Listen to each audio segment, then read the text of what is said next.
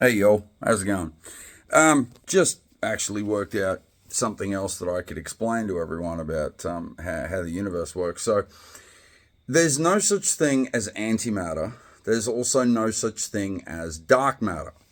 The thing specifically, antimatter just can't exist. There's universal, like, there's existence energy values that turn into what we see as mass and stars and blah blah blah blah blah, and then there is the universal structure that this energy moved into, like a lightning bolt that then slowed down and clumped up into literally everything you see.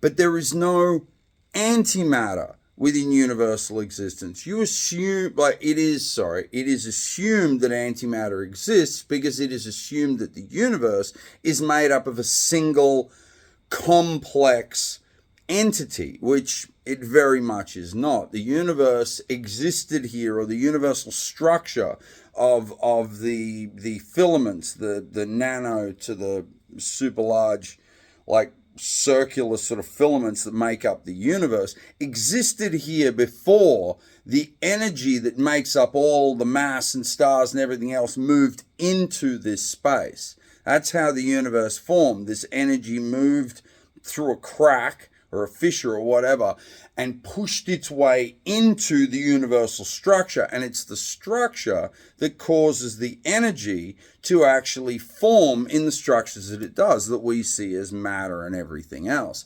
But there is no antimatter, because there is no singular thing. The universe is the universe, and then all the stuff that's inside the universe. So what you understand as dark matter is simply the spaces in between the high concentrations of matter and gravity that exist between.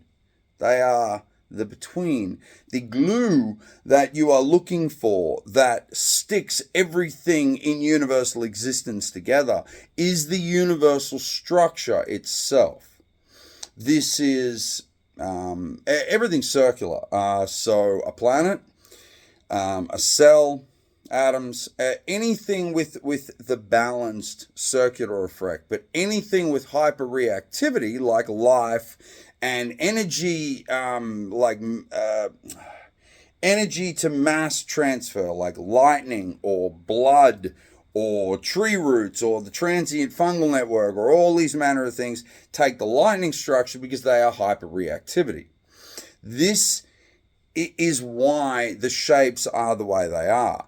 There is no dark matter that floats around sticking everything together. The universe is a structure of filaments that the energy moved into. The universe is a resistance.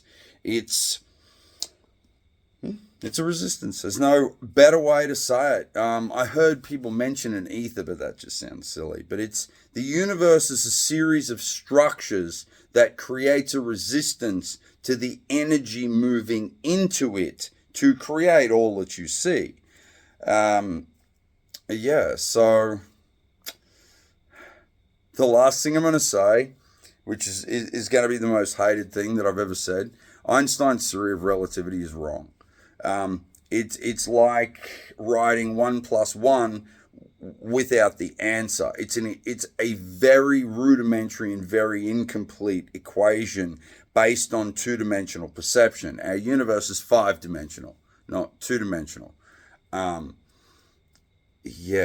Light isn't all there is. Light is actually very limiting in relation to how much of the universe you can actually perceive, which is why physicists and astronomers and everyone are struggling so much with understanding universal structure, because everyone has it in their head that these little things in our head, the one very small singular part of our own overall sensory perception, is the only way to perceive the universe.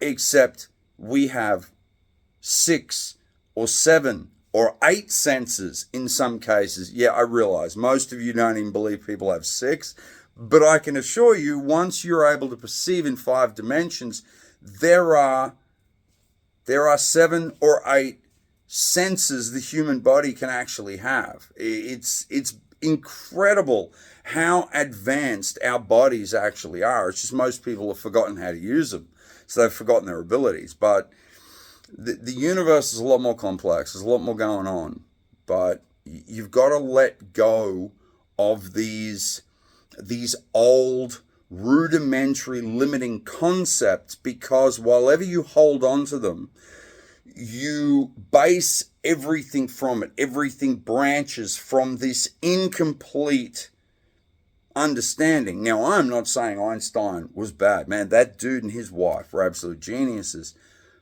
But they based the theory of relativity on all the information they were able to observe at the time. We are currently able to observe about 100,000 times more information, yet somehow we're still grasping on this old rudimentary concept which only explains a incredibly tiny percentage of overall universal structure.